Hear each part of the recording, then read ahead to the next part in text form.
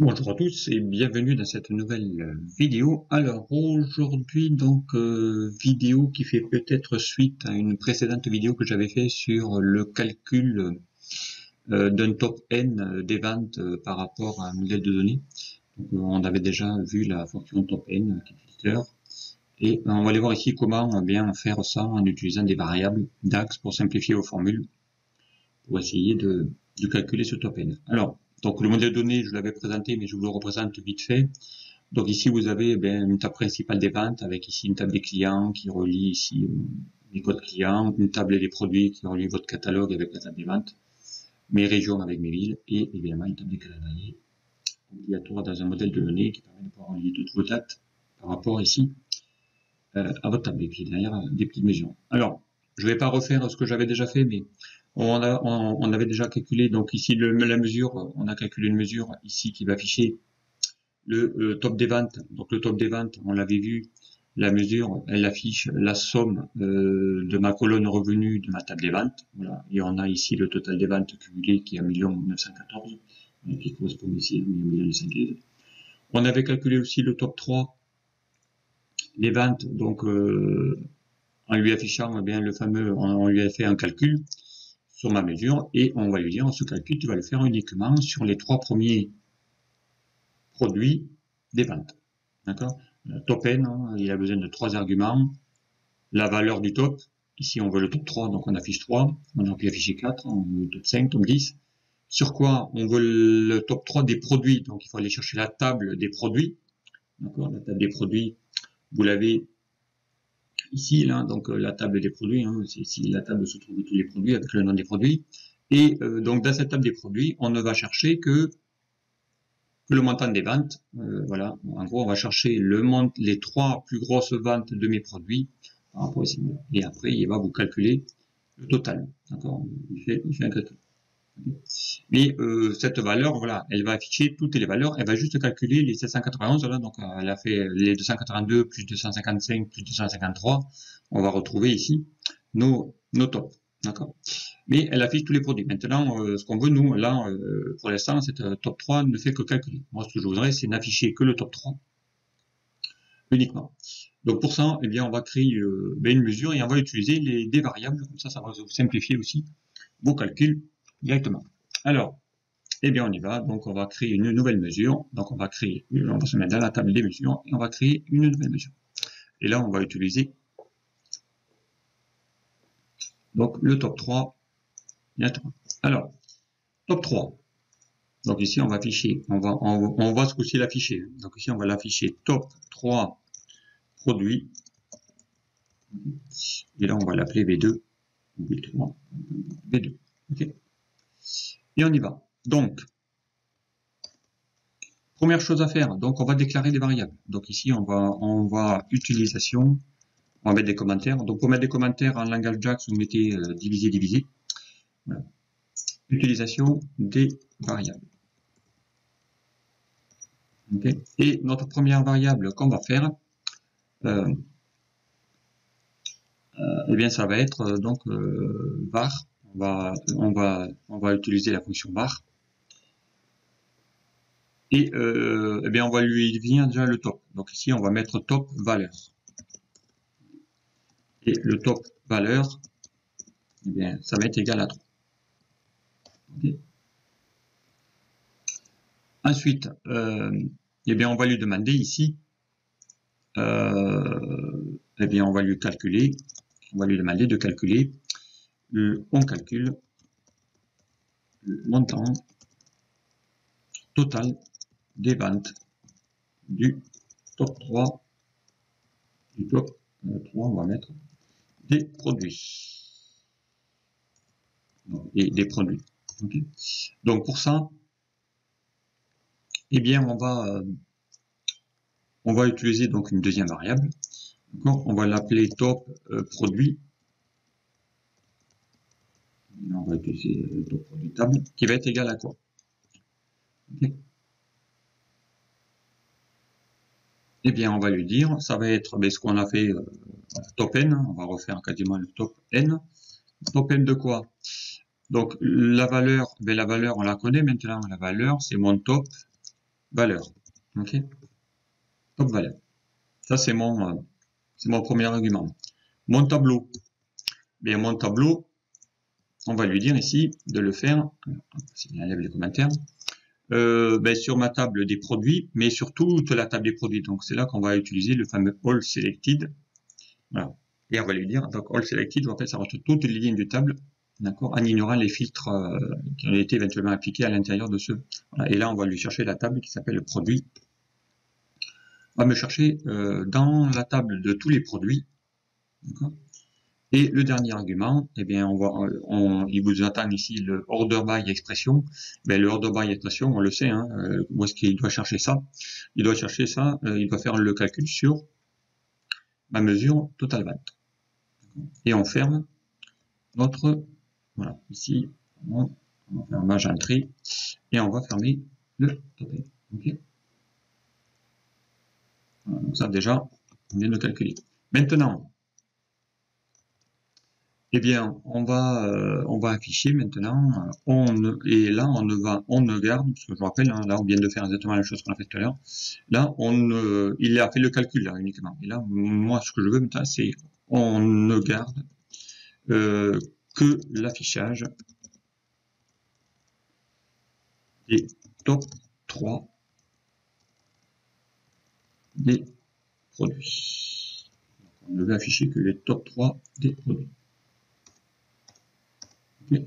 Donc, pour ça, eh bien, on va faire un tri et on va utiliser une autre variable qui va être, eh bien, on va faire ici le top produit. Là, on va calculer uniquement le montant de top produit vente. Et le top produit vente, eh bien, ça va être égal à quoi? Ça va être égal à mon calculate. Ici, on sait maintenant qu'il va le faire sur l'expression avec total vente. Okay. Une expression total vente, à mesure. Hein. Et ici, donc on va réduire un tout petit peu. Et là, on va lui dire hop, sur le filtre. Ben, le filtre, on le sait maintenant. Il doit le faire sur le fameux top produit table. D'accord. Mais si je ne veux garder que les 3 premiers, donc là, on va utiliser eh bien l'instruction qui s'appelle keep filter. Keep filter. Keep filter hein, qui retourne. Keep filter voilà, de cette table uniquement. Okay, c'est tout. Et ensuite, eh bien, on va fermer notre calculette. Et là, eh bien, tout ça, ça doit retourner. Donc ici, maintenant, on affiche le résultat. Et pour afficher le résultat, on va le faire dans une instruction qui s'appelle return.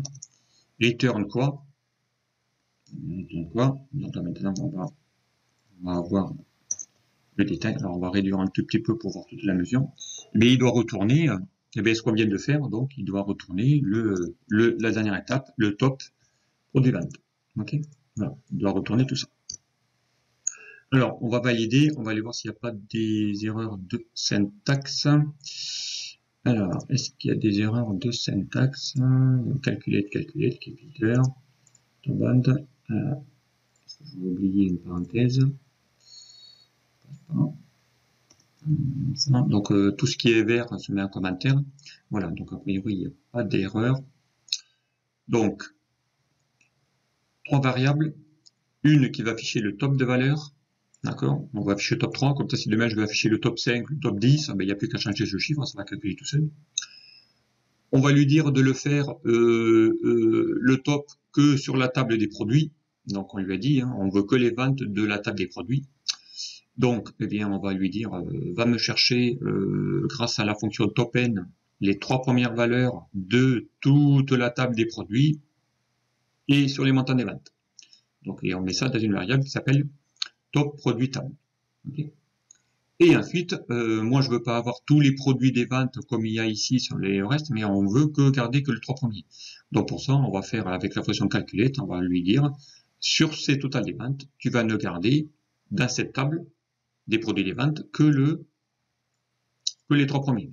D'accord? Parce que c'est dans la variable ici, ça c'est une table, eh bien, hop, il ne va garder que les 3 premiers.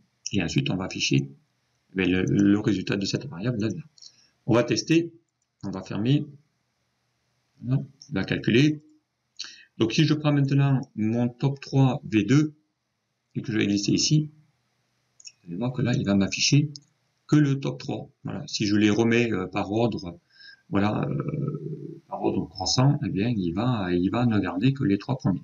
Et on retrouve bien les 791. Allez, on va juste formater ce champ au format euro.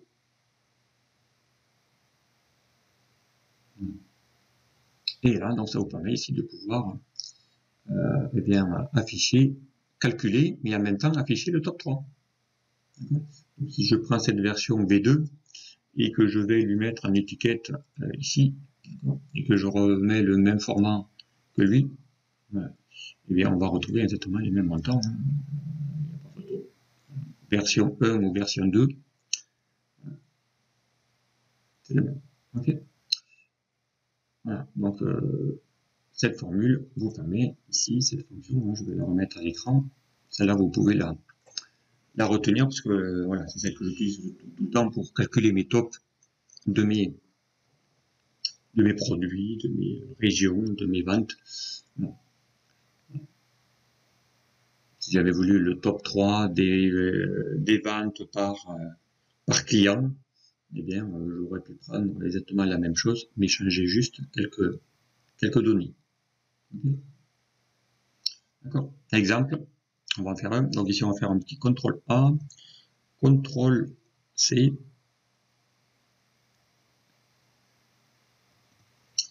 Okay. Voilà. Et on va lui faire une nouvelle mesure. Et là, on va lui demander de calculer le top 3 des ventes, mais par client. Et vous allez voir que ça va être simple à utiliser. Donc ici, on va mettre top 3 ventes clients. Pas produit, mais client. D'accord? Eh bien, le top, c'est toujours le même. Ici, on va l'appeler top client. D'accord? Donc ici, il va chercher ça dans la table des clients. Ok? Ici, on veut afficher le top client des ventes. Donc là, vous l'aurez compris que là, lui, il va plus chercher la table le top produit table, là, mais le top client. Hein. Ici, on va chercher le client. Ok. On a bien ici notre variable. Voilà. Et on va lui dire qu'il affiche tout ça dans le top client vente. Donc ici, on va afficher le client. Ok. Voilà, donc là, je viens de calculer le montant des ventes par client. Top 3 clients. Ok. Donc ici, c'est le total des ventes de top 3 des clients.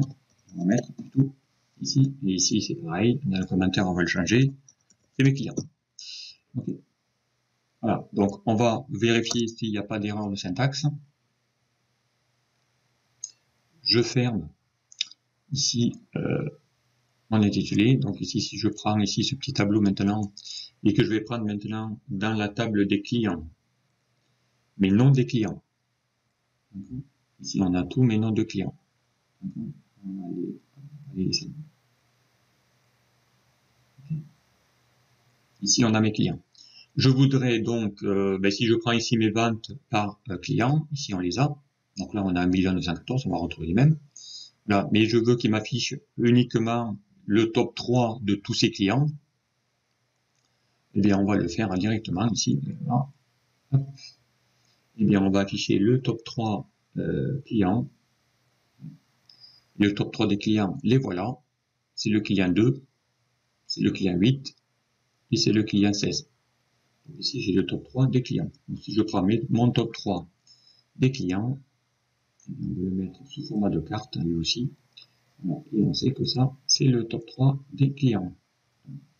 Le montant des ventes de mes top 3 clients, c'est bien ça. Donc on va juste là formater cette mesure pour lui dire que ça doit être 2 euros, une fois pour toutes.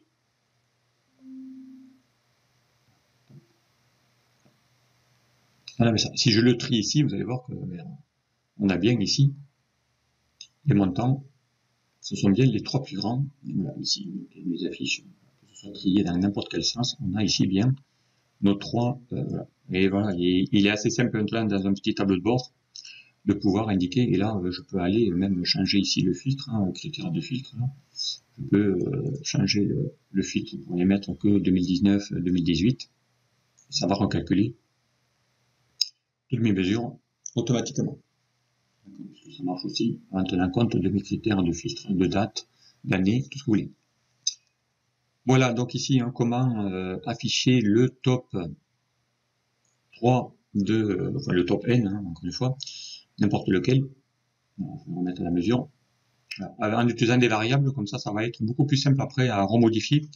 L'avantage du langage de classe, c'est qu'une fois que vous savez en faire une, eh bien, vous savez en faire quasiment plusieurs en même temps. Il suffit de changer juste le contexte, le nom des tables, voilà. Et en utilisant des variables, ça va beaucoup plus vite derrière. Okay.